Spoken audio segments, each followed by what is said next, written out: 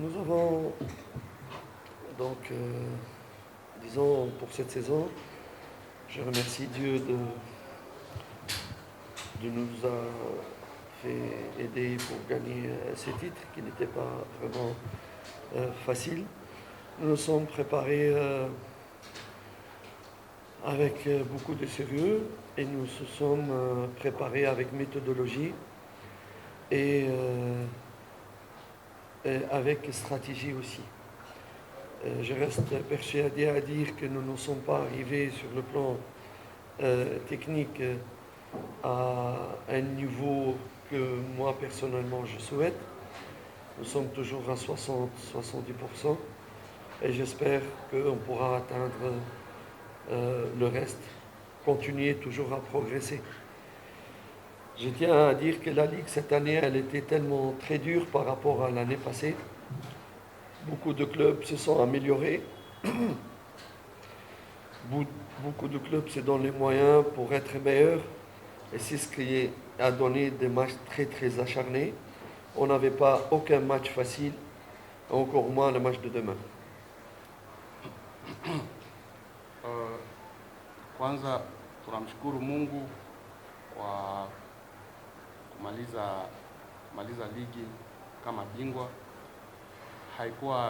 Haikuwa kitu rahisi kuchukua ubingwa, ni ya kumshukuru Allah. Pia kutokana na mechi ya kesho nimejiandaa pia kama kawaida, sababu sio mechi pia rahisi. Inabidi kujiandaa kiufundi na kila mbinu. Pia ligi ya mwaka huu haikuwa ligi nyepesi, na ndio maana hata mechi zote zilikuwa mechi ngumu, haukuwepo na mechi ndogo. Mechi zote zilikuwa mechi kubwa. Timu zote zilijiandaa mwaka huu tofauti na ligi ya mwaka jana. Ila kwa upande wake timu bado haijafikia 100% kiufundi kama anavyotaka yeye. Bado timu iko kwa 70%. Labda huko mbeleni tutaendelea kujitahidi ili timu ifikie 100% kiufundi kama alivyotarajia yeye. On a stoppé ça avec beaucoup de rigueur et beaucoup de discipline. Les fans peuvent continuer à être heureux, à être trucs, c'est leur droit. Mais nous, joueurs et staff technique, nous avons une grosse responsabilité devant le club. Nous n'avons pas le droit de continuer à faire la fête. On doit faire un stop, c'est ce que j'ai ordonné à tous les joueurs. Et celui qui ose, c'est de concentrer, il va payer très très cher pendant cette semaine. Concentration, sérieux, rigueur et volonté. Ça, c'est d'abord la base pour pouvoir jouer donc un match correct contre Mtibwa. Contre Mtibwa, nous devons respecter notre club. Nous devons respecter tous les autres clubs. Nous devons donner le meilleur de nous-mêmes pour gagner le match de 3 points. Parce que même si Mtibwa, elle joue la descente, il faut respecter les autres clubs. Nous devons être un club responsable. Hein? Voyez-vous? Voilà. Mechi ya kesho Yanga na Mtibwa itakuwa ni mechi ngumu katika ligi, toka ligi ianze. Sababu Mtibwa kumfunga Yanga kwake yeye tayari itamnusuru kutokushuka daraja. Lakini pia Yanga haitakubali kufungwa pia na Mtibwa, na ndio kwenye ugumu wa hiyo mechi itakuwepo. Isitoshe, Yanga kuna wachezaji kama 8 ambao watakosekana, sababu kuna baadhi ambao wana kadi 3 za njano na wengine wana kadi 2 za njano. Sababu ya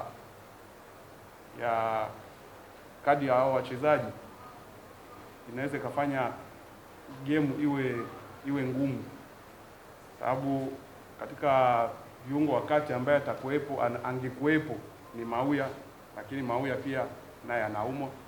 So usishangae kuona kikosi ambacho kitakuwepo kitabadilishwa. Isitoshe pia baada ya siku 3 Yanga ina mechi ya finali. ambayo mechi ya fainali watu wengi wanasubiria pia kwa hamu kuona hiyo fainali. So lazima ajue jinsi ya kupanga kikosi ili twende pia kwenye fainali tukiwa na timu nzuri. Isipokuwa aliongea na wachezaji kuambia kusherekea ubingwa kwao mwisho ilikuwa ni ile juzi. So inabidi wa concentrate, wajui kama kuna majukumu mengine na wasubiri kesho na fainali. Kama mashabiki waache mashabiki wao washangilie sababu wao ni mashabiki, lakini benchi la ufundi, wachezaji lazima wa concentrate kutokana na mechi mbili ambazo na wakabili huko mbeleni. Na bila hivyo, kama mchezaji ambaye hata muelewa au hata msikia kwa kile ambacho alichowaambia, so lazima hawataelewana, atachukua maamuzi kutokana na hicho kitu. Qu'ils ont réservé pour tous les joueurs. Je crois qu'il y a eu une prise de conscience de la grandeur de ce club. Et celui qui a la chance de jouer pour Yanga maintenant, il doit vraiment suer pour montrer qu'il mérite d'être avec Yanga. Ma confiance, elle est totale aux joueurs qui vont jouer demain. Deuxième partie de la question. Mayele qui est à compétition. Ah oui, Mayele. D'abord, nous mettons toujours l'intérêt de l'équipe avant donc l'intérêt individuel. Mais nous serons très très contents si Mayele pourrait finir premier buteur. Je pense que le dernier match, il a joué 20 minutes ou 30 minutes.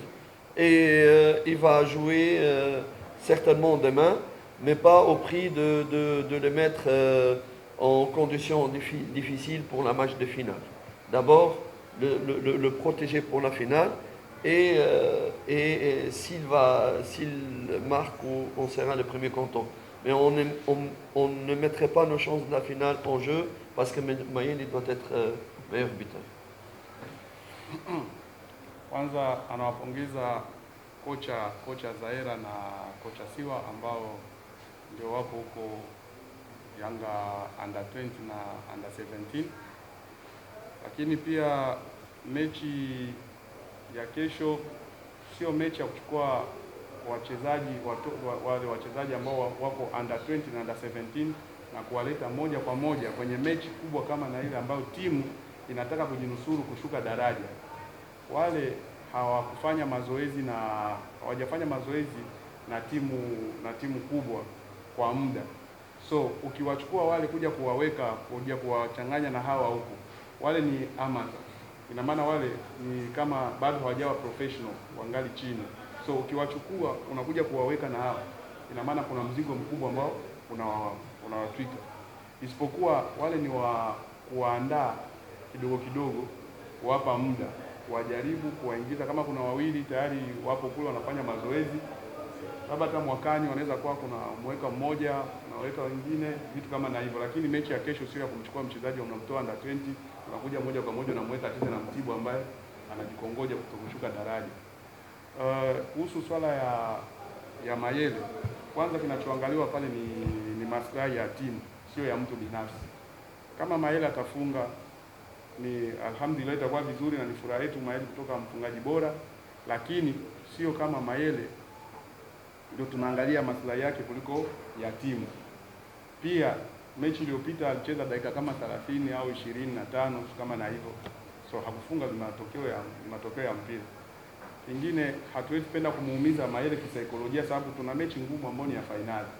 Sasa tukimweka na pressure ya mechi ya kesho itakuwa ni kumchanganya. So atacheza dakika ambazo anaweza akacheza, kama itatokea kufunga alhamdulillah ndio furaha yetu, lakini pia tunamhitaji sana kwenye finali.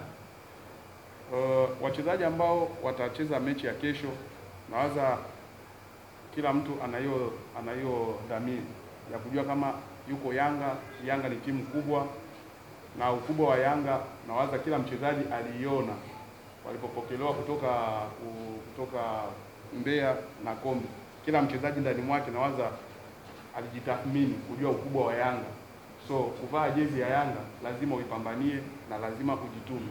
So yule ambaye kesho atapata nafasi ya kupangwa kwenye mechi, so anajua kama lazima atajituma kutokana na ukubwa wao. Parce que moi je ne savais pas ces données-là. on est passé. Merci de m'avoir donné. Il va m'aider pour motiver plus mes joueurs en donnant ces exemples-là. Anasema asante sana, kwanza alikuwa hajui hiyo rekodi. Anakushukuru sana kwa kumpa hiyo rekodi, ina maana inamsaidia kummotivate ili naye aende aongee na wachezaji tayari ni ajue nini cha kufanya.